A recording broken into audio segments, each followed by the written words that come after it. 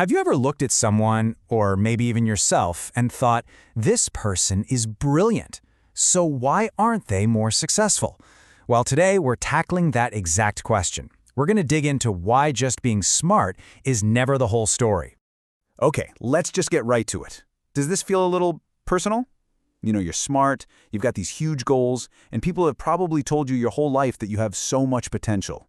But something's not clicking. You feel like you're stuck in first gear. If that sounds even a little bit familiar, stick around, this is for you. I love this analogy because it just nails the whole issue. Think of your intelligence, your raw brain power, as a ridiculously fast car. A Ferrari, maybe. Awesome, right? But discipline, that's the steering wheel. Without it, all that horsepower is useless. You're either going to spin out, crash, or just end up going in circles. To get where you actually want to go, you need both. And that really brings us to the heart of it. Having potential and actually performing are two completely different things. Let me show you what I mean with a quick story. So this is Ryan. He is the classic example of what we're talking about. Super bright, super ambitious, he's got this big dream of becoming a doctor. On paper, he has all the right stuff. But like we said, just having the engine doesn't mean you're going to win the race. Ryan's story is about to take a turn, and honestly, it's a turn a lot of us can probably relate to. His brain was just always on, firing on all cylinders, just like that sports car we were talking about. Ideas were constantly popping up, he was making connections nobody else saw. But here was the fatal flaw. There was no driver. His incredibly powerful mind was just running wild, pulling him in a million different directions all at once. So what was actually derailing him? You guessed it, the usual suspects. A simple buzz from his phone would completely break his concentration. He'd get sucked into the endless scroll of social media, or, his mind would just drift off into a daydream, totally forgetting the textbook right in front of him. And here's the painful reality of all that untapped potential. He bombs a huge scholarship exam. But it wasn't even the bad grade that hurt the most. It was seeing the disappointment in his teacher's eyes, because they knew what he was capable of. And that, right there, was the wake-up call he needed.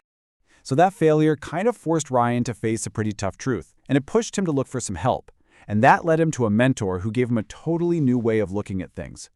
Ryan finally had this light bulb moment. Being smart wasn't the answer. In a way, it was the problem. He needed direction. And that's when he went to Coach Miller, his gym teacher, who, believe it or not, had this reputation for teaching kids focus and self-control. Coach Miller's first lesson was so simple, but it hit Ryan like a ton of bricks. He hands Ryan a toy bow and arrow and says, "Hit that target." Of course, Ryan misses because his eyes are darting all over the place. And that's when the coach says it. A good athlete only looks at the target. In other words, real focus is about choosing one thing to look at and letting everything else just disappear. So this big idea wasn't just talk. It led to a real, concrete plan. Coach Miller gave Ryan 4 simple rules to build that mental focus.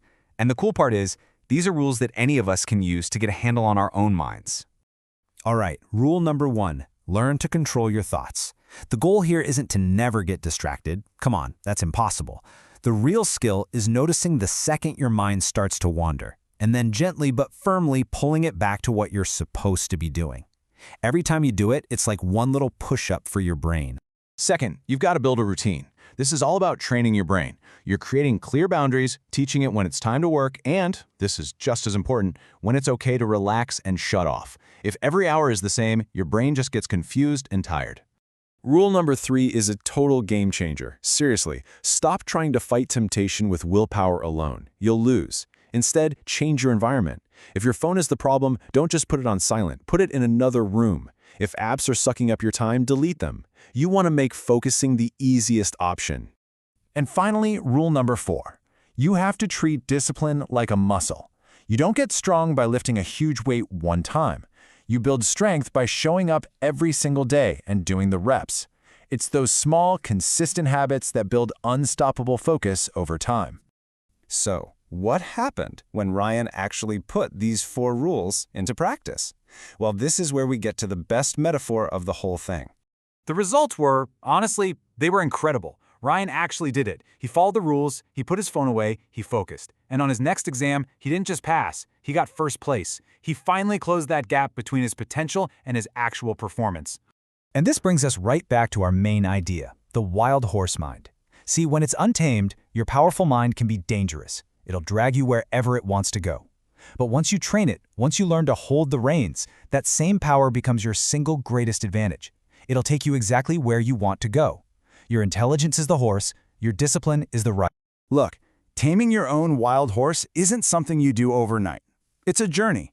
It takes practice and a lot of patience. So, let's leave it with this final thought.